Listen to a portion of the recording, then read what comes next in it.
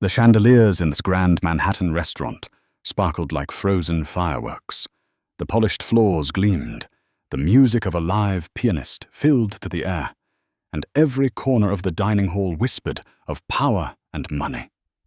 To dine here was to prove you belonged among the elite. But in the middle of that glittering room, a scene unfolded that made even the richest guests forget their food. At the center of attention was Victor Hale, a young millionaire whose arrogance filled the space louder than the piano. He leaned back in his velvet chair, a glass of champagne in his hand, and smirked like the world was his stage. People knew him. They had read the tabloids, the spoiled heir who crashed sports cars, who dated models like they were seasonal accessories, who treated every waiter as if they were disposable. Tonight, he decided the entertainment would not come from the pianist, nor from the fine wine, but from a young waitress carrying a tray of crystal glasses. Her name was Clara. She was trying her best to move quickly, yet gracefully, balancing the weight of the tray, when Victor's voice cut across the dining room like a whip. "Hey, you!" His words froze the air. Dozens of eyes turned toward her. Clara paused, confused. "Yes, sir," she whispered, her cheeks flushing as every guest stared. Victor chuckled, a cruel sound that bounced off the marble walls. "You look like you're trying to tiptoe across a stage. Tell me, waitress, do you dance? Or is serving tables the only performance you've ever given?" His friends at the table burst into laughter, the kind of laughter that bruises the soul. Clara's lips trembled, but she stayed silent. She needed this job. Her younger brother's hospital bills depended on every dollar she earned. She could not risk a scene. But Victor wasn't finished. He slammed his champagne glass down and stood, towering over her. "Let's make this fun," he sneered. "Dance for us, right here. Prove you're more than just a clumsy servant. If you do, I'll give you a tip. Say $1,000. Enough for you to buy shoes without holes, maybe?" The room gasped. $1,000 tossed like a bone to a dog. Guests shifted uncomfortably, but no one spoke up. Clara's face turned pale. Her hands gripped the tray so tightly, her knuckles whitened. Inside, her heart screamed with shame and rage, but she swallowed it down, trying not to cry in front of them. And then, in the corner of the restaurant, a different pair of eyes watched quietly. A man, older, dressed in a tailored suit, calm, but with a sharp presence that commanded respect without a word. He set down his wine glass, his gaze fixed on Clara, not with mockery, but with something far more dangerous to Victor Hale. Recognition. Because this man was not just another diner, he was a billionaire, and he was about to change Clara's life forever. Clara had not always been invisible. There was a time, not so long ago, when lights had followed her every movement. At 16, she was a rising star in the world of ballet. Her teachers said her leaps defied gravity, that she was born to dance across the grandest stages in Paris and New York. She had dreams bigger than the small apartment she shared with her parents and younger brother. Dreams that made her lace up her shoes at dawn and practice until her feet bled. But life has a way of rewriting the script. One rainy night, a car accident shattered everything. Her parents, the two people who believed in her more than anyone, were gone in an instant. Clara survived, but she became the guardian of her little brother, Daniel, who was only 12 at the time. He had a weak heart, one that required medicine and regular checkups. Overnight, Clara went from being a dreamer to being a provider. The scholarship to Paris, the chance to dance at the academy. She turned it down. She packed away her satin slippers and traded the stage for shifts at diners, cleaning jobs, and eventually waiting tables at this glittering Manhattan restaurant. The pay wasn't glamorous, but the tips could cover Daniel's medication, rent for their cramped one-bedroom apartment, and maybe even leave enough for groceries at the end of the week. To the wealthy guests she served, she was just another face in a uniform. They never saw the girl who once spun under golden spotlights, who once believed the world would bow to her art. They only saw someone to pour their wine and smile politely, and Clara had learned to keep her head down, to blend into the background.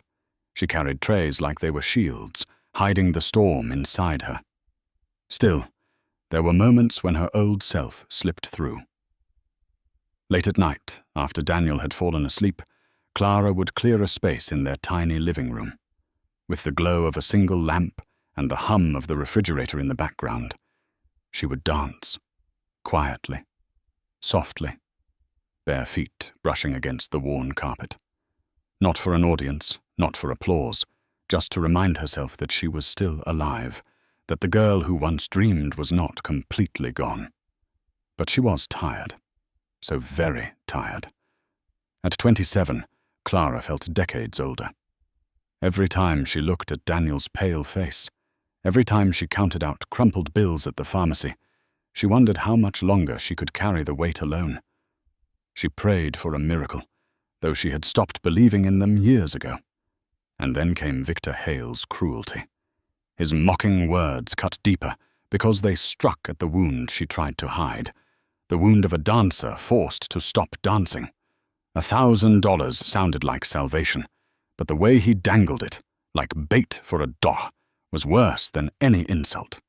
It reminded her of everything she had lost. Yet what Clara did not know was that someone else in that room had already seen the truth. Someone who recognized the fire behind her eyes and the grace in her posture, even while she held a tray. Someone who knew the world of money and power, but also understood the weight of loss. And that man was about to turn her quiet, hidden life upside down. The restaurant was not just a place to eat. It was a theater for the wealthy to display their power. Crystal chandeliers hung like crowns above the dining hall, their light scattering across marble floors, polished so perfectly you could almost see your reflection. Soft music from a grand piano drifted through the air, weaving between the clinking of fine silverware and the hushed voices of men and women whose decisions shaped empires. Every detail of the evening was designed to remind its guests that they were the chosen few. The linen was imported, starched until crisp. The wine list read like a history of Europe's grand estates, with bottles that cost more than most families' yearly rent. The waitstaff moved in perfect harmony, black and white uniforms pressed without a wrinkle, each step rehearsed as if part of a silent ballet. For Clara, working here was like standing on the edge of two worlds. She could see the glow of the chandeliers, hear the laughter of millionaires celebrating deals worth billions. Yet she knew her own refrigerator at home often held little more than milk, bread, and a carton of eggs. She polished glasses until they shone like diamonds, even though she couldn't afford a pair of shoes without worn soles. It was a cruel contrast, serving meals that could pay for her brother's medicine 10 times over, while struggling to stretch every paycheck to cover rent. Tonight, the dining room was even more electric than usual. Rumors had circulated all day that the tables were filled with more than just the usual CEOs and trust fund heirs. There were whispers of royalty, of movie stars hiding behind baseball caps, of billionaires so powerful that governments bent to their will. The atmosphere buzzed with a mix of awe and intimidation. Victor Hale loved it. He lived for these nights when the spotlight was on him, when people laughed at his jokes not because they were funny, but because they feared being left out. His table was positioned near the center, making sure all eyes could see him. The women who accompanied him glittered in designer gowns, their diamonds catching the light with every toss of their hair. The men nodded eagerly at his every word, desperate for his approval. Clara's world, however, felt smaller with every step she took. The tray in her hands was heavy, but not as heavy as the silence that followed Victor's cruel dare. The room that had once hummed with polite conversation now felt like a courtroom, and she was the defendant. Every guest waited to see what she would do to her, their curiosity sharp and merciless. She looked around, her eyes darting from the gold-rimmed plates to the polished silver cutlery, from the velvet curtains to the wine that shimmered like liquid rubies. It was all so beautiful, so untouchable. Yet in the middle of the glitter, she felt like an intruder. Her black shoes, scuffed at the tips, seemed to shout against the marble floor. Her uniform, though clean, carried the wrinkles of exhaustion no iron could press away. And then there was the table in the corner. It looked no different from the others, yet the man seated there seemed to belong to another world entirely. He didn't laugh at Victor's cruelty. He didn't even smile. His expression was calm, observant, as if he had seen this kind of spectacle too many times before. His eyes followed Clara not with ridicule, but with a quiet intensity that made her shiver. In a room built to worship wealth and power, Clara was about to discover that true power sometimes spoke the softest. Victor Hale thrived on attention. The son of an oil tycoon and a former model, he had never known the meaning of restraint. Money was not simply a tool for him. It was a weapon. He used it to bend people, to buy silence, to humiliate anyone who dared to stand on ground lower than his. Tonight was no different. He leaned back in his chair, one arm draped lazily across the velvet cushion, the other swirling champagne as though the golden bubbles were proof of his superiority. His companions fed his ego like flames to a fire. A sleek-haired man laughed at jokes that weren't funny. A woman in a sequined dress pressed closer, whispering into his ear as if proximity to him meant proximity to power. Every glance in the room, every whisper, was fuel for Victor's arrogance. And then there was Clara, the perfect target. A waitress, a nobody. To him, her very existence was an invitation to ridicule. He had caught the flicker of nervous grace in her steps, the way she carried herself with an elegance that didn't belong in his world of servants. That offended him. How dare she, a mere waitress, move with dignity? So he raised his voice, slicing through the polite hum of the restaurant like a blade. "Ladies and gentlemen," he announced, lifting his glass high, "I present to you tonight's entertainment. Our lovely waitress here claims to know how to dance. Isn't that right?" Clara froze. Heat surged up her neck, burning her ears. She hadn't said a word about dancing. Her silence was her defense, but Victor twisted it into an accusation. His table roared with laughter. "Come now," Victor continued, eyes gleaming with cruel delight. "Don't be shy. Show us a spin, a twirl, anything. Or are you only good for carrying plates?" The pianist faltered, unsure whether to keep playing. Guests shifted uncomfortably, caught between disgust and curiosity. Nobody intervened. No one ever challenged Victor Hale. Clara's fingers dug into the tray she carried, her knuckles white. She wanted to speak, to defend herself, but her voice seemed locked away. She thought of Daniel, of his frail body in the hospital bed, of the bills stacked on their kitchen table. One wrong move tonight could mean losing her job, and, with it, his medicine. Victor smirked, sensing her fear. "Tell you what," he said, tossing a crisp bill onto the table. Then another, and another. Soon, a pile of $100 bills lay gleaming under the chandeliers. $1,000, all yours. If you dance for us like the little ballerina you probably dreamed of being before life dragged you down." The insult cut deeper than the offer tempted. Clara's breath caught in her throat. He knew nothing about her past, yet somehow his words pressed on the most fragile scar she carried, the dream she had buried, the stage she had lost. Gasps echoed across the room. Some guests shook their heads, others whispered, but none spoke out.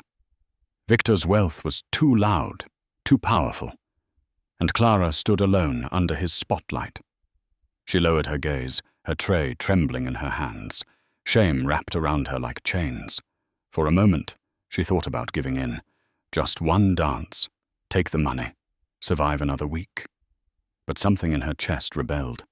A quiet fire, faint but real, whispered that surrender would mean losing more than just dignity.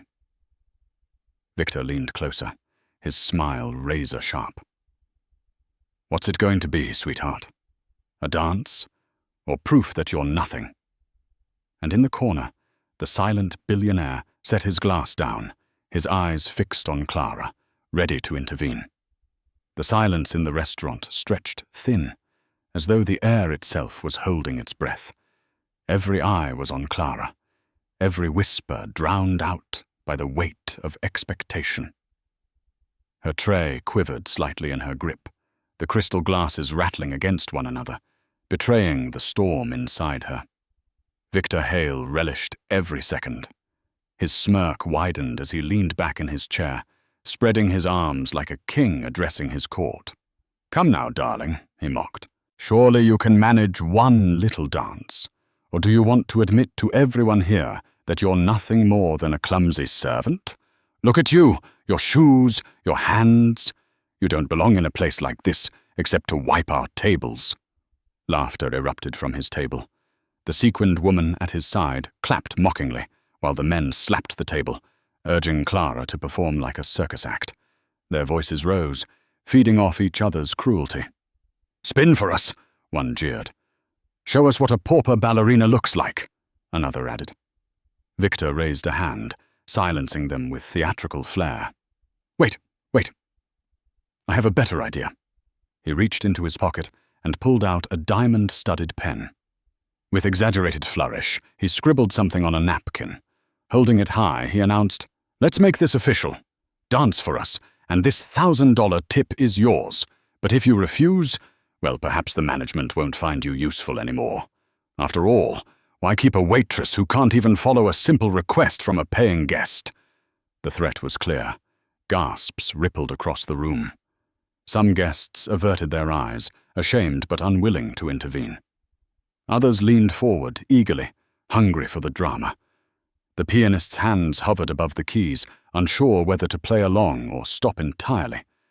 Clara's throat tightened. The tray in her hands felt heavier than stone. She wanted to disappear, to melt into the marble floor and escape the humiliation pressing in on her from all sides. But she couldn't. She needed this job. Daniel needed her paycheck. And now, in front of the wealthiest crowd in the city, she was being forced into a corner with no escape. Victor tilted his head, his voice low but carrying across the room. "It's simple, sweetheart. Dance, and you keep your pride, or refuse, and prove you never had any to begin with." Clara's breath caught. Pride. He used the very word that had kept her alive all these years, the word that reminded her of her parents' sacrifices, of Daniel's trust in her. Tears stung her eyes, but she blinked them away. She would not let him see her break. The restaurant watched, the silence now deafening.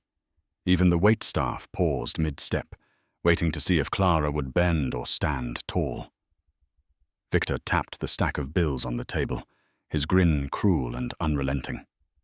"Well, show us, or admit that you're nothing." Clara lifted her head slowly, her eyes shimmering with unshed tears.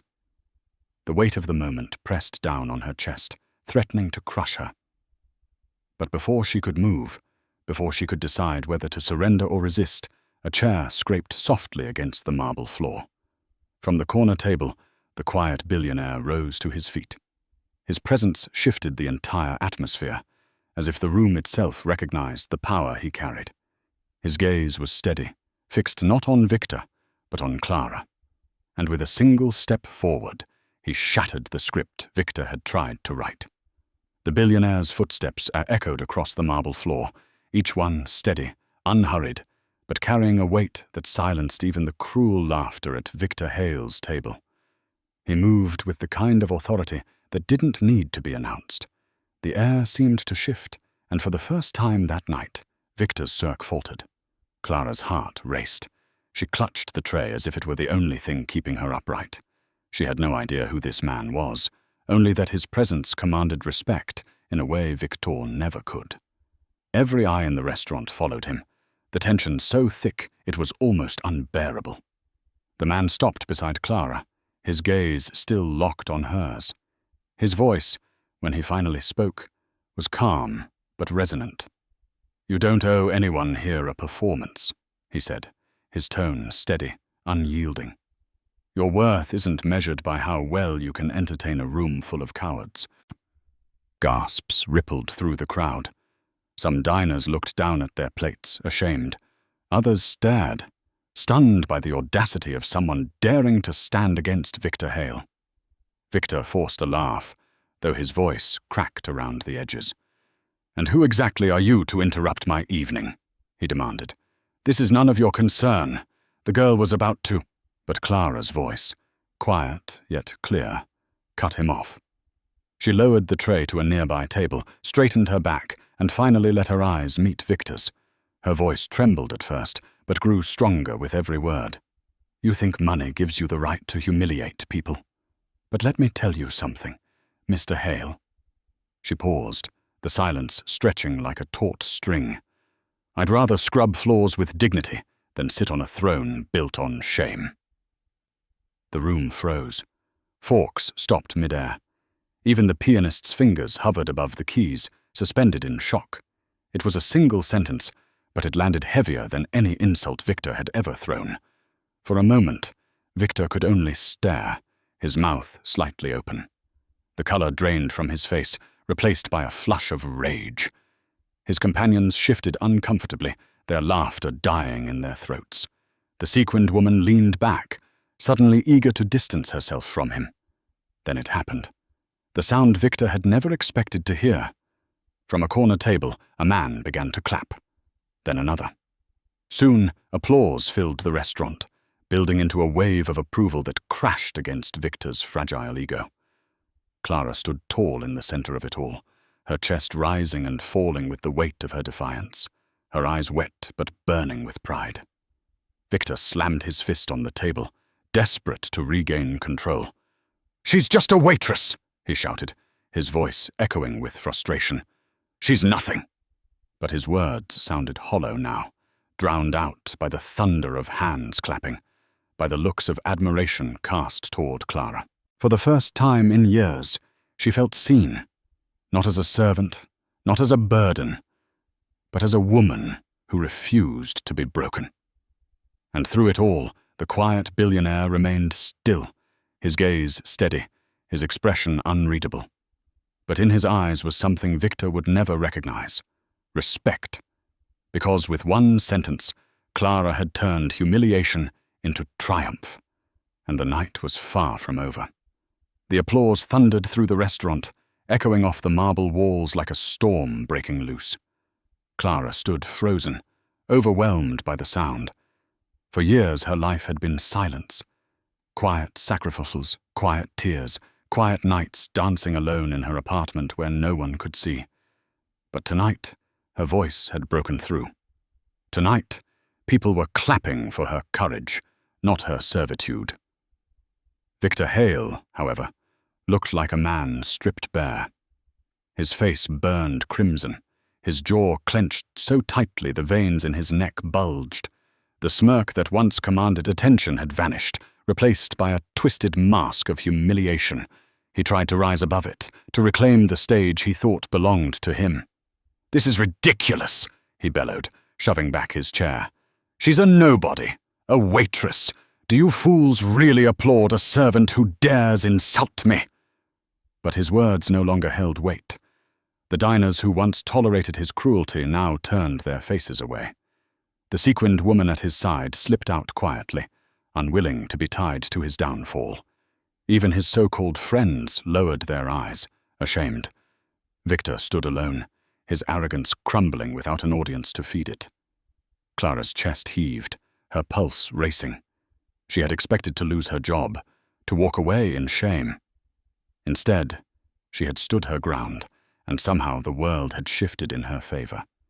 But as the applause softened, her fear returned. Would management punish her? Would she be fired anyway? Before she could spiral, the quiet billionaire stepped forward. He moved past Victor without a glance, his presence eclipsing the humiliated millionaire completely. He stopped in front of Clara, his voice calm but carrying across the room. "You spoke the truth when no one else had the courage," he said. "That deserves more than applause. It deserves a chance." He reached into his jacket and placed a folded note on the tray she had abandoned earlier. Next to it, a sleek black envelope. "Inside," he continued, is a ticket to Paris and a card with my assistant's number. If you want to dance again, not for them, but for yourself, the opportunity is waiting." The room gasped. Paris. The city of her lost dreams, the stage she thought she would never see again. Clara's hands trembled as she picked up the envelope. She could hardly breathe. Victor scoffed, desperate for attention. "Buying pity for a waitress now? Is this what we've come to?" The billionaire finally turned to him, his eyes cold as steel. "No, I invest in talent, in integrity, qualities you will never understand." His words cut sharper than any insult Clara could have delivered. Laughter, not cruel this time, but genuine, rose from nearby tables at Victor's expense. He had become the fool, the jester at a party he once thought he controlled. Unable to bear the humiliation, Victor stormed out, his footsteps echoing like the retreat of a defeated soldier. The heavy doors slammed behind him, leaving behind only the faint rustle of whispers and the lingering energy of justice served. Clara looked down at the ticket in her hands. Tears blurred her vision, but for the first time in years, they were tears of hope. She thought of Daniel, of telling him she might finally dance again. She thought of her parents, of the promise she had once made to herself under the stage lights. She lifted her chin, meeting the billionaire's gaze. "Thank you," she whispered. He shook his head. "Don't thank me. This is your moment. You earned it." As she stepped out of the restaurant that night, the cool Manhattan air wrapped around her like a fresh beginning. The city lights sparkled not as reminders of wealth she could never touch, but as stars guiding her toward the life she had once believed was gone. And for the first time in a long time, Clara smiled, not the polite smile of a waitress, but the radiant smile of a woman who had reclaimed her dignity and her future. The night air outside the restaurant was colder than Clara remembered. It kissed her cheeks with a sharp sting, almost reminding her that what had just happened inside wasn't a dream. She clutched the sleek black envelope to her chest as though it were fragile glass. Around her, the streets of Manhattan pulsed with life, yellow taxis honking, neon signs flickering, strangers hurrying past with their own stories. But for Clara, the city suddenly felt different. Her shoes clicked against the sidewalk, each step shaky, unsteady, as if her body was still recovering from the storm of humiliation and triumph that had collided in one evening. Her heart hadn't slowed since the applause had filled the restaurant. She could still hear it, those claps echoing, washing away years of unlance and invisibility.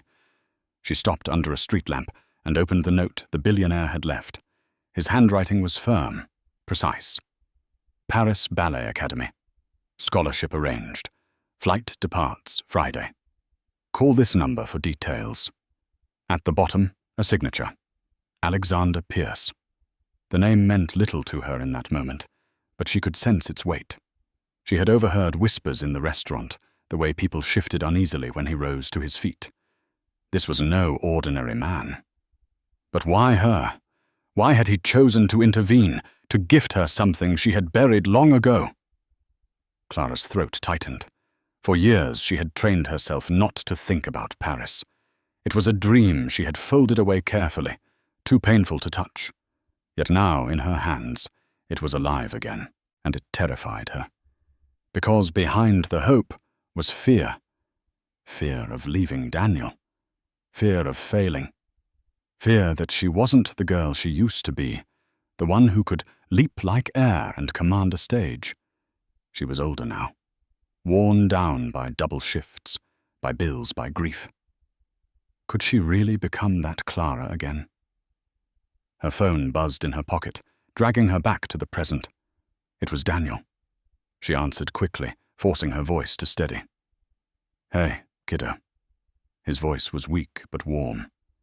"You sound different. What happened?" Clara's lips trembled. She wanted to tell him everything, that she had stood up to Victor Hale, that strangers had applauded her courage, that a billionaire had handed her a chance to reclaim her dream. But instead she said softly, "Just A long shift. I'll tell you when I get home. She slipped the envelope back into her bag and kept walking. Each step felt like it carried more than just her body. It carried choices, burdens, possibilities. Behind her, the restaurant lights glowed like a fading memory.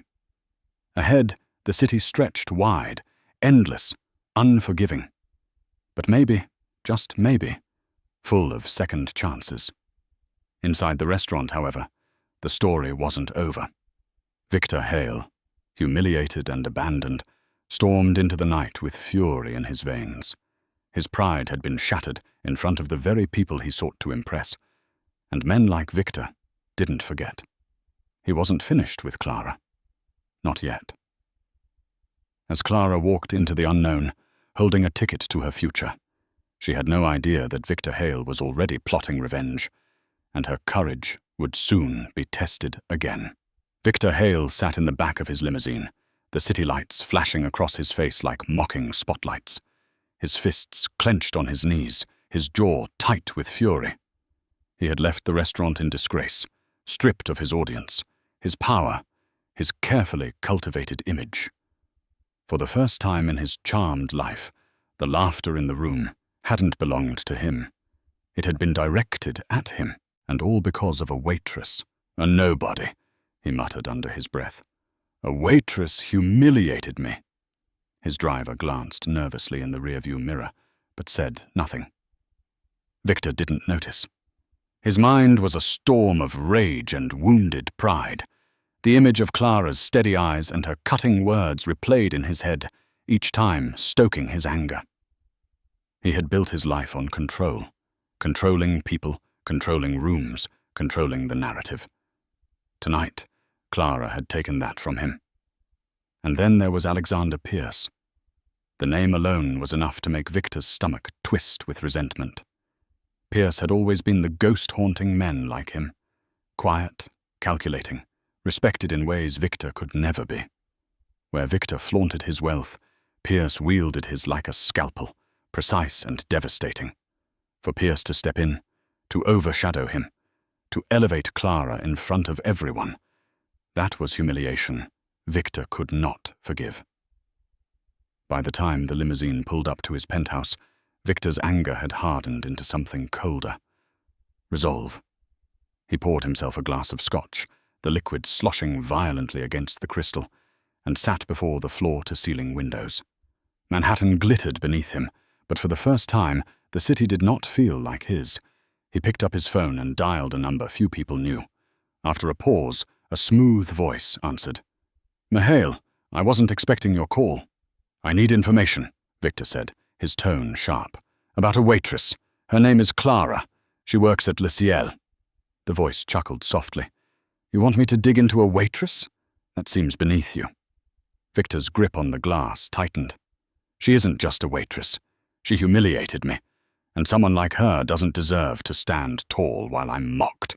Find me everything, where she lives, her family, her debts, her weaknesses. I want it all." The voice hesitated, then replied, "Consider it done." Victor hung up, a cruel smile tugging at his lips. He could already see the path forward. Clara had dared to defy him, but soon she would regret it. He would expose her, destroy her reputation, maybe even take away the very thing Pierce had given her. If she thought she could escape the life of a nobody, he would drag her back down where she belonged. He swirled the scotch, savoring the burn as it slid down his throat. "Let's see how brave you are," he whispered, "when the world knows your secrets." Outside, the city hummed with indifference. Clara, walking home with hope burning in her chest, had no idea that a storm was already gathering against her.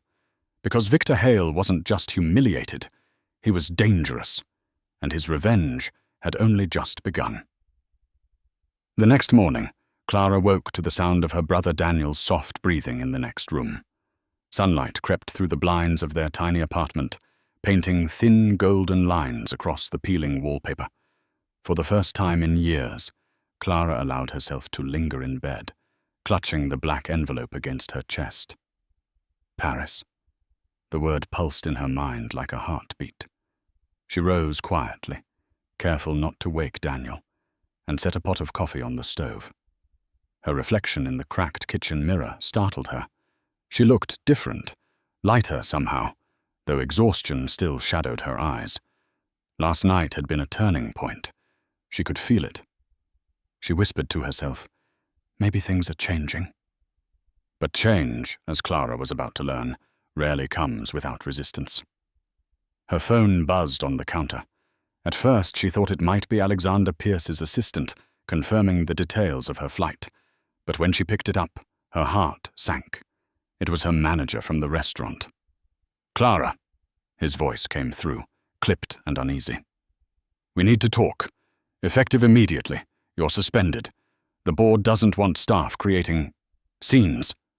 Customers complained about your behavior last night." Clara's knees weakened. She gripped the counter to steady herself. "Complained? I was humiliated. It doesn't matter," he interrupted. "Victor Hale is a valued client. He threatened to sue for slander if we didn't take action. I'm sorry, Clara. You're done here." The call ended before she could reply. The phone slipped from her hand, clattering onto the floor. She sank into a chair, numb. Her job, gone. The paycheck she depended on to keep Daniel's medicine coming, gone. The taste of victory from last night curdled into bitterness. As if on cue, a knock rattled the door. Clara opened it to find Mrs. Green, the landlord, standing with a sour expression. "Rent's overdue again. I can't keep covering for you, Clara. One more week and I'll have no choice but to evict." Clara's throat tightened. She promised she'd pay soon, but her words felt hollow. Mrs. Green's eyes softened briefly before she turned away. "I like you, Clara, but I can't run a charity." When the door shut, Clara collapsed against it, tears spilling freely. How quickly the world had turned. Last night applause, hope, a ticket to Paris. This morning, suspension, eviction threats, and the cold reminder of how fragile her life really was. Daniel's voice broke her spiral. "Clara, are you okay?" He stood in the doorway, his small frame leaning against the wall, worry etched on his pale face.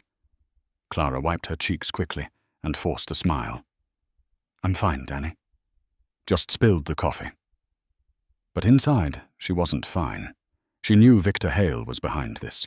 It had his cruelty written all over it. He wasn't satisfied with humiliating her in the restaurant. He wanted to crush her completely. She clutched the envelope again, her fingers trembling. Paris still waited. But now, the path to that dream was littered with obstacles Victor had planted in her way. And Clara realized she had a choice: surrender to despair or fight harder than ever before. The day dragged like a cruel punishment. Clara tried to keep herself busy, cleaning dishes that were already spotless, folding and refolding Daniel's blankets, checking the fridge for food she knew wasn't there. But no matter what she did, the weight of reality pressed on her chest. She had no job, rent was overdue, and Victor Hale's shadow loomed larger than ever. Daniel sensed it, too. He tried to joke, to lighten the air, but his weak smile only deepened Clara's guilt. She was supposed to protect him, to shield him from the world's cruelty. Instead, she felt like the walls of their small apartment were closing in, one bill, one threat at a time. By late afternoon, she sat on the fire escape, staring down at the street below.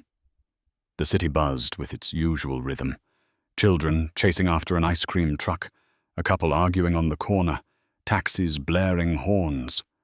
Life went on for everyone else. For Clara, it felt like hers had stopped. That was when a sleek black car pulled up across the street. Its tinted windows reflected the late sun, impossible to see inside. Clara's heart skipped. A moment later, the rear door opened, and Alexander Pierce stepped out. Even in the chaos of the city, his presence was unmistakable. He wore a charcoal grey suit, his movements deliberate, calm, as if time bent around him. He didn't belong to the noise of honking cars and shouting pedestrians. He commanded it, simply by existing. Clara scrambled down from the fire escape, embarrassed to be caught in her disheveled state. "Mr. Pierce," she called, her voice uncertain. He turned, his gaze steady, unreadable. "Clara." He said her name as if he had known it for years. Heat flushed her cheeks. She tried to explain, words tumbling out. I don't know why you're here. If it's about Paris, I can't. I lost my job and rent." Her voice broke. Alexander raised a hand, silencing her. "I know." The words froze her. "You know?" He nodded once. "Victor Hale made his move faster than I expected. He pressured the restaurant, cut off your income, and left you cornered. That's what he does. He feeds on fear." Clara's knees weakened. She leaned against the railing, whispering, "Then it's over. I can't leave Daniel. I can't even keep the roof over our heads." For the first time, Alexander's expression softened. He stepped closer, his voice low but firm. "No, Clara. This is not the end. It's the beginning. Victor underestimated you. And me." He reached into his jacket and handed her a card. It bore a single number and the crest of a foundation she'd never heard of. "I run a program for exceptional talent. Housing, healthcare, training, it's all covered. Daniel will have the care he needs. You will have the freedom to dance again." Clara's hands shook as she held the card. It sounded impossible, like a story too sweet to be real. "Why?" she whispered. "Why me?" Alexander studied her for a long moment. "Because when everyone else bowed to Victor Hale, you stood. Not for applause, not for money, for dignity. That's worth more than any fortune." Tears blurred her vision. For years, she had carried her burdens alone, invisible. Now, for the first time, someone saw her strength and offered her a hand instead of more weight. But deep down, Clara knew accepting his help would mean stepping into a world even more dangerous than the one she had just escaped. That night, Clara sat by the window of her tiny apartment, the city lights shimmering like a sea of restless stars. On the table in front of her lay two objects: Alexander Pierce's card, promising salvation, and the black envelope with the ticket to Paris, promising a dream. Her fingers brushed over them again and again, as though touching them would help her decide. Daniel slept peacefully in the next room, the faint sound of his breathing reminding her of everything at stake. His fragile health had dictated her life for years. Every double shift, every sacrifice, every dream buried, it had all been for him. She had sworn to their parents' memory that she would protect him at all costs. But what if protecting him meant giving up the last piece of herself? The words Victor Hale had thrown at her replayed in her mind. "You're nothing." And the words she had spoken back. "I'd rather scrub floors with dignity than sit on a throne built on shame." She had meant them. She still did. But dignity didn't pay rent. Pride didn't buy medicine. She pressed her hands to her face, tears slipping between her fingers. Accepting Alexander's offer would mean admitting she couldn't fight this battle alone. It would mean trusting a billionaire, a man from the very world that had broken her spirit before. Could she really put her future, and Daniel's, in his hands? Her thoughts twisted in circles until she felt dizzy. She rose and paced the room, whispering to herself, "If I say yes, am I still me? Or am I just another project for him, another way for the rich to feel generous?" She looked toward Daniel's room. "But if I say no, how do I keep him alive?" The weight of the choice pressed down like a physical force. On one side was her independence, the fragile pride she had clung to through years of struggle. On the other was a lifeline, a chance not only to save Daniel, but to resurrect the dream she had thought was dead. Finally, Clara sank back into her chair, clutching the card. She whispered aloud, as though confessing to the empty room, Maybe strength isn't doing everything alone. Maybe it's knowing when to accept help. And yet, even as the words left her lips, a knot of fear twisted tighter in her chest. Alexander Pierce was powerful, yes, but powerful men always wanted something. What if his kindness came with chains she couldn't see yet? What if trusting him meant stepping into a cage disguised as opportunity? The clock ticked past midnight. Clara stared at the glowing digits on the wall, her decision still unmade. She knew time was slipping away. The flight to Paris was in only 3 days. She closed her eyes, gripping both the ticket and the card, her heart torn in two. She thought of Daniel's smile, of the applause in the restaurant, of the humiliation Victor had tried to brand into her soul. And she realized, with a shiver, that whatever choice she made would change everything. Because sometimes the hardest part isn't fighting the world, it's deciding which path will save you from yourself. Victor Hale was not a man who accepted defeat. The humiliation at Le Ciel still burned in his veins like acid. Every time he closed his eyes, he saw Clara's defiant gaze, heard the applause that had crushed his ego, and felt the sting of Alexander Pierce's presence overshadowing him. For Victor, this wasn't over. It had only just begun. The next morning, he summoned a team of publicists and media consultants to his penthouse. They gathered around his glass table, nervous under his stormy glare. "She thinks she can humiliate me and walk away untouched," Victor growled. "No, we're going to remind the world who I am, and who she is not." His plan was simple, but cruel. If Clara had gained admiration in that restaurant, he would poison it. He would turn her courage into arrogance, her dignity into disgrace. With his wealth and connections, it was easy to plant stories. By noon, gossip sites buzzed with headlines. Waitress causes scene at luxury restaurant, embarrasses guests with outburst. Millionaire Victor Hale, targeted by attention-seeking staff member. Who is Clara Jennings? Troubled past of the waitress who thinks she's a star. Clara's phone exploded with messages before she even had time to process the first article. Her co-workers sent screenshots. Her manager coldly texted, "You've ruined this place's reputation." Even old acquaintances reached out, some curious, some cruel. By afternoon, her face was plastered across social media feeds, a blurry picture snapped from the night before, showing her standing in the restaurant with tears in her eyes. The captions twisted the story, painting her not as a victim of humiliation, but as an unstable woman who had tried to steal the spotlight. Daniel sat beside her on their worn couch, scrolling on his phone. "Clara, look." His voice was small, uncertain. "They're saying terrible things about you." Clara's stomach turned as she read the comments. Strangers mocked her clothes, her expression, her courage. Some accused her of lying about her background. Others sneered that she was chasing rich men for attention. Each word felt like a dagger, cutting deeper than Victor's insults ever had. Her hands shook as she set the phone down. "This is what he does," she whispered. "He twists the truth until people believe the worst." Daniel placed his hand gently on hers. "But I know who you are. That's what matters." Clara forced a smile for him, but inside, fear gnawed at her. What if the scholarship offer disappeared because of this scandal?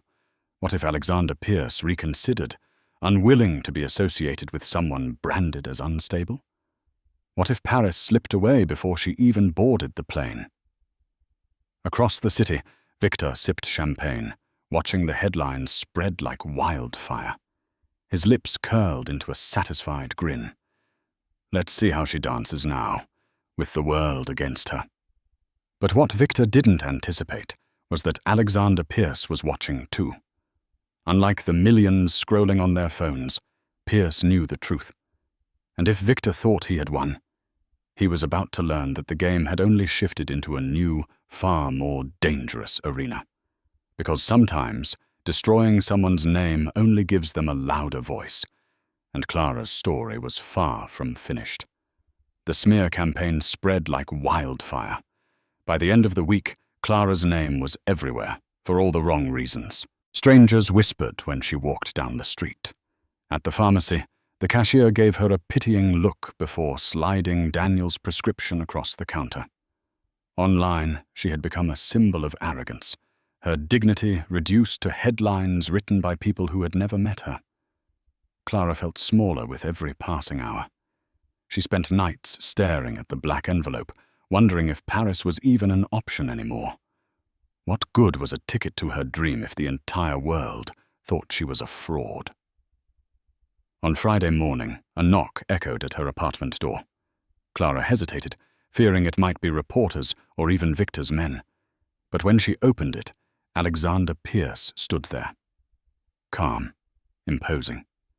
His sharp eyes softened slightly when they landed on her.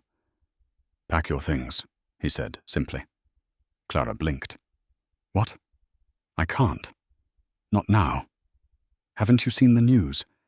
Everyone thinks I'm a liar, an opportunist." "Yes, I've seen it," Alexander interrupted. His tone was firm, unbothered. "It's all smoke. Victor Hale thinks reputation is built on noise. But true power doesn't bend to gossip." She shook her head, overwhelmed. "But Paris? They won't accept me. Not after this." Alexander studied her for a long moment, then reached into his briefcase. He pulled out a folder and set it on her kitchen table. "Clara, there's something you don't know about your past. Something Victor couldn't twist, even if he tried." Confused, Clara opened the folder. Inside were old photographs, newspaper clippings and certificates. Her breath caught when she saw the first picture. Her, at 16, in a white ballet dress, mid-leap across a stage. The caption beneath read, "Prodigy stuns judges at national dance competition." Clara's throat tightened. She turned the page. There were letters of recommendation from world-renowned choreographers, a scholarship acceptance letter from the Paris Ballet Academy, even reviews written by critics who had once called her the future of ballet. I thought all this was gone," she whispered. Alexander's gaze held hers. "It was buried, not gone. I've been following your career since that competition. You had something rare, talent fused with discipline. When the accident happened and you disappeared, I assumed the world had lost you. But then I saw you last week. The way you stood up to Hale, the way you carried yourself. Even without a stage, you hadn't lost it." Tears blurred her vision. She remembered those days vividly. The spotlight, the applause, the hope. She had thought it all ended with her parents' deaths. But here it was, proof that her past had not been erased, only waiting to be uncovered. Alexander placed a hand on the folder. "Victor can spin lies, but he cannot rewrite the truth. You are not a waitress who got lucky. You are Clara Jennings, the ballerina who once held the world's attention. Paris will not turn you away. In fact, they've been waiting for you to return." Clara's heart pounded. For the first time in days, she felt something stronger than fear. Belonging. She wasn't just a victim of Victor's cruelty. She wasn't the caricature the tabloids painted. She was herself, an artist, a fighter, a woman with a story too powerful to silence. And as she looked at the folder in her hands, Clara realized that Victor Hale had just made the worst mistake of his life, because the truth was now her greatest weapon. Victor Hale stared at the glowing skyline from his penthouse, glass of whiskey untouched in his hand. The smear campaign had bruised Clara, but not broken her. Worse, Alexander Pierce had stepped in, turning the tide back in her favor. The headlines had begun to shift. Waitress or Prodigy, the hidden past of Clara Jennings. And with them, public opinion. Victor's reflection in the window twisted with rage. He could not, would not, allow her to board that plane to Paris. If she left, she would rise. And if she rose, his humiliation would be sealed forever. He slammed the glass onto the table, shards scattering across the floor. "No," he muttered. "She doesn't get to win." The next morning, Victor called his fixer, the same shadowy figure who had dug up Clara's information before. She has a flight booked. Paris. Friday. Make sure she never gets on that plane. The fixer's voice was calm, almost amused. You want me to scare her? Delay her? Victor's eyes burned with malice. I want her ruined. Cancel the ticket. Leak something to immigration. Whatever it takes. I don't care how. Just make sure Paris never sees her face. By afternoon, Victor's plan was already in motion. Clara received an email from the airline. Your reservation has been flagged. Please contact customer service immediately. Panic rose in her chest. She dialed the number listed, only to be met with a cold voice telling her the ticket had been reported as fraudulent. Her hands shook as she hung up. Fraudulent? The envelope had come directly from Alexander. She knew it wasn't a mistake. It was sabotage. And the sabotage didn't stop there. By evening, Daniel's school nurse called, informing her that a man had shown up asking questions about his health records, claiming to be from a charity. Clara's blood ran cold. She knew who was behind it. Victor wasn't just targeting her dreams. He was circling her family. Clara's chest tightened with dread. He's not going to stop, she whispered to herself. Meanwhile, Victor celebrated with a smug grin as he watched the chaos unfold from a distance. He pictured Clara's face when she realized Paris was slipping through her fingers, when all her newfound hope turned to ash. In his mind, he could already hear the laughter of the elite returning to his side. But Victor underestimated one thing. Clara was no longer the timid waitress who swallowed her tears and bowed to cruelty. She had stood against him once, and she wasn't about to let him steal her future now. That night, Clara met with Alexander. She placed the cancelled ticket on the table between them, her voice trembling but fierce. He's trying to destroy me. He won't stop until I'm nothing. Alexander studied the ticket, his jaw tightening. Then we won't stop either, he said. Victor Hale thinks he's untouchable. It's time we prove him wrong. For the first time since the nightmare began, Clara felt something shift. Not just fear, not just hope. Resolve. Because if Victor Hale wanted war, Clara Jennings was ready to fight for everything she had left, including her chance to fly. The following day dawned grey and heavy, as if the city itself carried the weight of Clara's despair. She hadn't slept much. Every time she closed her eyes, she saw Victor's smug face, heard the word fraudulent echo in her ears. Her Paris ticket, once a symbol of hope, lay useless on the table. Daniel tried to comfort her, but his own coughing fit reminded Clara how urgent their situation was. Time wasn't a luxury they could afford. She needed a miracle, and miracles weren't something she believed in anymore. Late that afternoon, there was another knock on the apartment door. Clara braced herself, expecting more trouble. Maybe reporters, maybe another landlord warning. But when she opened the door, her breath caught. Standing there was Chloe, her fellow waitress from Le Ciel. The last time Clara had seen her, Chloe had been too afraid to speak up in the restaurant, watching helplessly as Victor orchestrated her humiliation. "Clara," Chloe said, her voice trembling. "Can I come in?" Clara hesitated, then stepped aside. Chloe entered, clutching a worn purse to her chest. Her eyes darted around the modest apartment before settling on Clara's tired face. "I should have said something that night," she blurted. "I should have defended you, but I was scared." Clara shook her head. "Chloe, you don't owe me anything. Victor, he controls everything." Chloe's jaw tightened. "Not everything. Not anymore. Not..." She pulled out her phone and handed it to Clara. On the screen was a recording. Victor at the restaurant, sneering, mocking, daring Clara to dance for money. His cruelty was undeniable. Clara's eyes widened. You recorded this?" Chloe nodded. "I couldn't stand it. The way he talked to you, the way everyone laughed. I had to do something. I didn't know if I'd ever use it. But when I saw those headlines, when I read the lies, I knew. The truth needs to come out." Clara's hands shook as she replayed the video. Victor's voice slicing through the speakers. This was it, the proof she needed to expose him, to turn the tide back in her favor. "Chloe, this could destroy him," Clara whispered. "Good," Chloe said firmly. "He's destroyed enough people already." For the first time in days, Clara felt her chest lighten.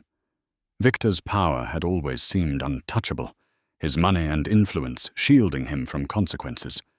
But here, in her hands, was something he couldn't spin, a raw, unfiltered truth. She looked at Chloe, tears welling in her eyes. "Why help me now?" Chloe's expression softened. "Because you were brave when none of us were. You stood up to him. Watching you do that, it made me realize silence is just another kind of cruelty. I don't want to be that person anymore." Clara hugged her tightly, gratitude flooding through her. For so long, she had felt alone in this fight. But now, she had an ally, one she hadn't expected. When Alexander Pierce arrived later that evening, Clara showed him the video. His lips curved into the faintest smile, a rare glimpse of satisfaction. "This changes everything," he said. "Victor Hale built his empire on fear and illusion, but illusions crumble under the weight of truth." Clara felt a spark ignite within her. For the first time since Victor's revenge began, she wasn't just defending herself. She was preparing to fight back. And with Chloe by her side, Clara knew Victor Hale was about to face a reckoning he never saw coming. 2 days later, Manhattan woke to a storm. Not of rain, but of headlines. Overnight, the video Chloe had recorded spread across every platform. What had once been whispers and lies about Clara exploded into undeniable proof of Victor Hale's cruelty. The clip was raw, shaky from Chloe's hidden phone, but its power was unshakable. Victor's voice was crystal clear. "Dance for us. $1,000 if you humiliate yourself in front of everyone." His sneering face filled the frame, his entourage's cruel laughter echoing like a chorus of malice. And then Clara's quiet defiance, trembling but resolute. "I'd rather scrub floors with dignity than sit on a throne built on shame." The world listened, and this time the applause was not confined to the gilded walls of Le Ciel. It roared across the internet. News outlets that had once ridiculed Clara now scrambled to correct their stories. Morning shows replayed the clip, anchors shaking their heads in disgust at Victor's behavior. Hashtags like #StandWithClara and #Victor exposed trended within hours. Celebrities tweeted their support, dancers shared her story, and ordinary people flooded the internet with messages of admiration. Clara sat in her apartment, stunned, as her phone buzzed non-stop. Chloe sat beside her, tears in her eyes. "They believe you now," Chloe whispered. "They see the truth." Daniel, frail but smiling, scrolled through the messages. "Clara, look! People are calling you brave. Some are even saying you're an inspiration." His voice broke with pride. But while Clara's world lit up with newfound support, Victor's world began to crumble. Paparazzi camped outside his penthouse. Former associates distanced themselves. A leaked memo revealed that one of his biggest deals had collapsed overnight. Investors didn't want their names tied to his scandal. Victor raged. He smashed phones, screamed at his publicists, demanded they spin the story. But no spin could erase the recording. His own words had become his downfall, played on repeat across millions of screens. For once, his money couldn't buy silence. Meanwhile, Alexander Pierce called Clara. His voice was calm, measured, but Clara detected a rare note of satisfaction. "You held your ground, and now the world stands with you. This is only the beginning, Clara. Paris isn't just waiting. It's ready to welcome you as the woman who defied humiliation and rose above it." Clara pressed the phone to her ear, her heart pounding. She had dreamed of Paris as a stage for her art, but now it was something more, a stage for her story. Her journey was no longer just about reclaiming her past. It was about proving that dignity could outshine cruelty, that truth could dismantle lies. That night, Clara sat by the window, looking out at the city that had once felt so cruel. For the first time in years, she didn't feel invisible. She didn't feel like a nobody scraping by. She felt strong, seen, whole. But she also knew Victor Hale was not a man to accept defeat quietly. His pride was too wounded, his empire too threatened. Somewhere in the darkness of Manhattan, he was plotting his next move. And while Clara's story had captured the world, the battle with Victor Hale was far from over. Victor Hale had always relied on money and power to silence opposition.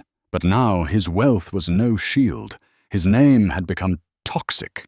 Investors fled, party invitations dried up, and the tabloids that once praised him now splashed his downfall across their covers. Everywhere he went, whispers followed. He was no longer Victor the millionaire playboy. He was Victor the bully exposed. The video had destroyed him. And Clara Jennings was at the center of it all. For days he stewed in his penthouse, curtains drawn, bottles of liquor scattered like fallen soldiers around the room. His phone buzzed endlessly. Angry investors, disappointed socialites, even his own family cutting ties. But Victor ignored them all, his mind consumed with a single thought: revenge. "She ruined me," he hissed to his reflection in the dark window. "If I can't have my reputation, I'll take hers. If I can't rise again, I'll drag her down with me." It was a desperate, reckless thought, but desperation had become Victor's only companion. One evening, Clara left her apartment to walk Daniel to a checkup at the clinic. The air was crisp, the city alive with honking cars and glowing streetlights. For once, she felt lighter.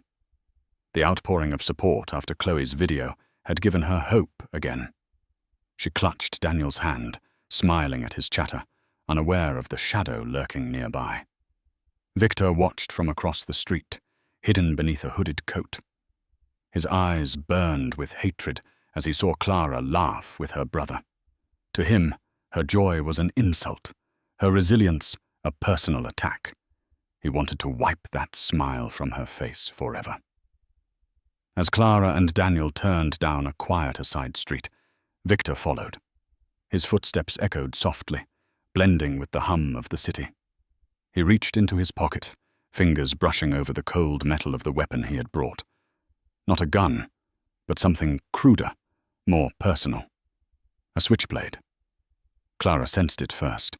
A prickle ran down her neck, the instinct of someone who had lived too long under the weight of fear. She glanced back and froze. A figure trailed them, too close, too deliberate. Her pulse quickened. "Daniel," she whispered, tightening her grip on his hand. "Stay close to me." Victor's voice sliced through the night. "Going somewhere, Clara?" Her blood turned to ice. She knew that voice. Slowly she turned, shielding Daniel behind her. Victor stepped into the dim glow of the street lamp, his face gaunt, twisted by anger. "You think you've beaten me?" he snarled. "You think the world will keep cheering for you once they see what you really are?" Clara stood tall despite the fear clawing at her chest. "The world already knows what you are, Victor, and they're done with you." His lips curled into a cruel smile as he flicked open the blade. "Then I guess I'll have to remind them who's in control." For a heartbeat, the street went silent. Just Clara, Daniel trembling behind her, and Victor advancing with the madness of a man who had lost everything.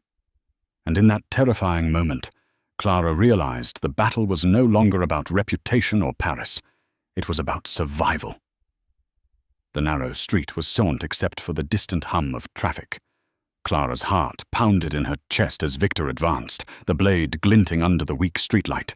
She pushed Daniel behind her, her arms spread protectively. Fear coursed through her veins, but so did defiance. "Don't do this, Victor," Clara said, her voice steady though her knees shook. "This won't bring your reputation back." Victor's laugh was low and bitter.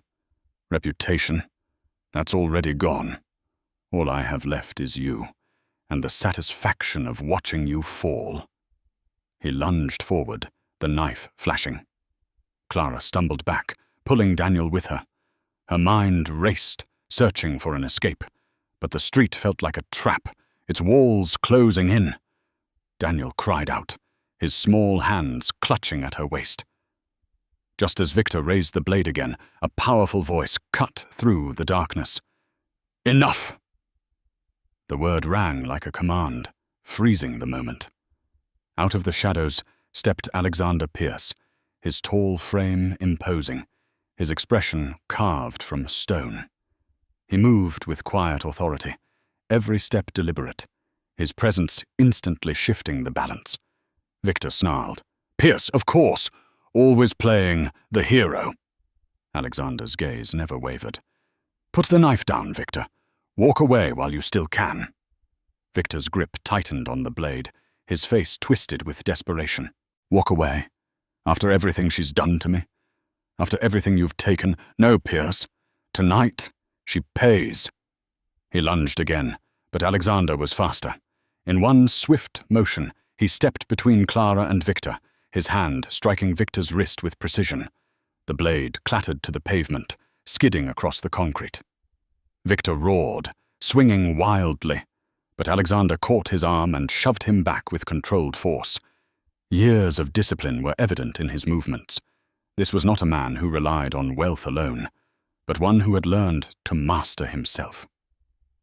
Clara pulled Daniel to safety, her chest heaving as she watched the two men clash. Victor, frantic and reckless. Alexander, calm and unyielding. "You can't win, Hale," Alexander said, his voice like iron.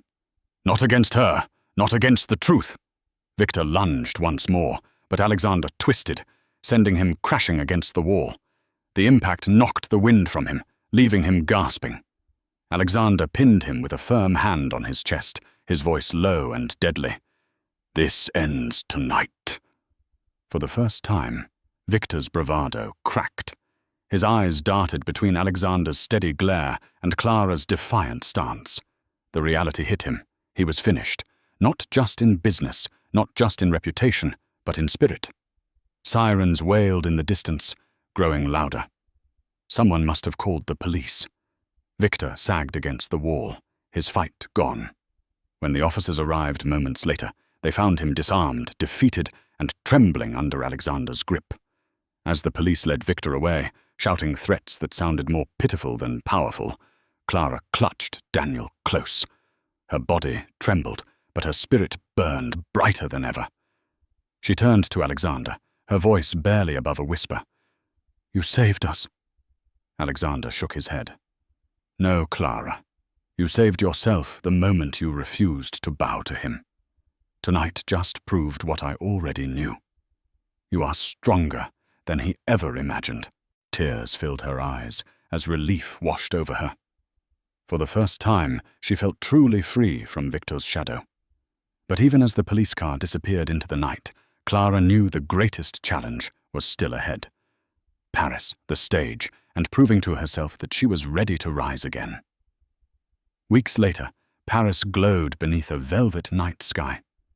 The Eiffel Tower shimmered in the distance, its lights dancing across the Seine like promises kept. Inside the Paris Ballet Academy's Grand Theatre, the air buzzed with anticipation. Seats were filled with critics, patrons and admirers who had heard whispers of a remarkable comeback. Backstage, Clara stood in front of a mirror, her reflection framed by rows of glowing bulbs. She hardly recognized the woman staring back. Gone was the exhausted waitress, shoulders weighed down by bills and humiliation. Before her stood a dancer, poised, graceful, alive. Her heart pounded, not with fear this time, but with purpose. She touched the locket around her neck, the one that had belonged to her mother, and whispered, "For you, for Daniel, for me." Daniel sat in the front row, his eyes wide with pride. His health had improved since Alexander's foundation had arranged for proper care, and tonight he was her loudest supporter. Beside him sat Chloe, tears already brimming in her eyes. clutching a program that bore Clara's name in elegant script. And then there was Alexander Pierce. He watched from a few rows back, his expression unreadable but his eyes steady, proud. He hadn't come to control her or to own her success. He had simply opened the door. Clara had walked through it on her own. The stage manager gave the signal. Clara drew in a deep breath and stepped into the light. Gasps rippled through the audience as she took her first position. The music began, soft, haunting, then swelling with emotion. And Clara moved. Her body flowed like water, each step an echo of pain transformed into beauty, each leap a defiance of every chain Victor had tried to place on her.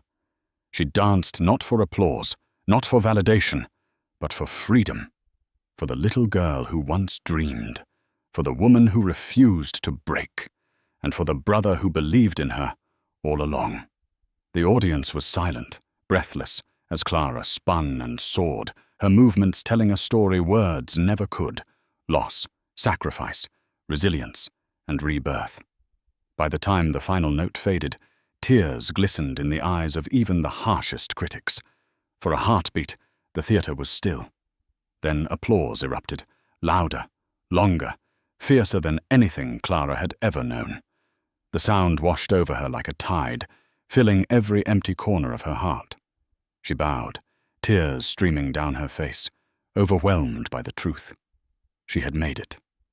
In that thunderous ovation, Clara knew Victor Hale's cruelty was nothing more than a shadow, long since scattered by light. He was gone, facing the consequences of his actions, while she stood where she was always meant to be, on stage, bathed in dignity and grace. Backstage, Daniel ran into her arms, his voice cracking with joy. "You did it, Clara! You're not just my sister, you're a star!" Clara held him tight, laughing through her tears. "No, Danny, I'm just me. And that's finally enough." As she looked back at the stage one last time, she felt the circle close. The girl who once danced in a tiny apartment was gone. In her place stood a woman who had fought humiliation, fear, and despair, and won. And as Paris roared with applause, Clara Jennings smiled, knowing she had reclaimed not just her dream, but her life. So, my dear friends, our story has come to an end. And yet, if you are still here with me right now, it means something in Clara's journey has touched your heart in a way words alone can't explain. Maybe it's her courage to stand tall in the face of cruelty. Maybe it's her quiet strength when everything seemed lost. Or maybe it's the reminder that dignity is worth more than gold. The Stoics used to say, "You have power over your mind, not outside events. Realize this, and you will find strength." Isn't that exactly what Clara showed us? She could not control Victor's cruelty or the gossip of the world, but she controlled herself, her choices, her courage, her voice. And in the end, that was enough to change everything. So tonight, let's carry that lesson into our own lives.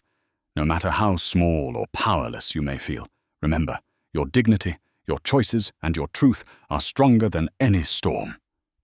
If this story has moved you, I invite you, like, share, and subscribe, so together we can keep telling stories that heal, inspire, and remind us of the strength already inside us.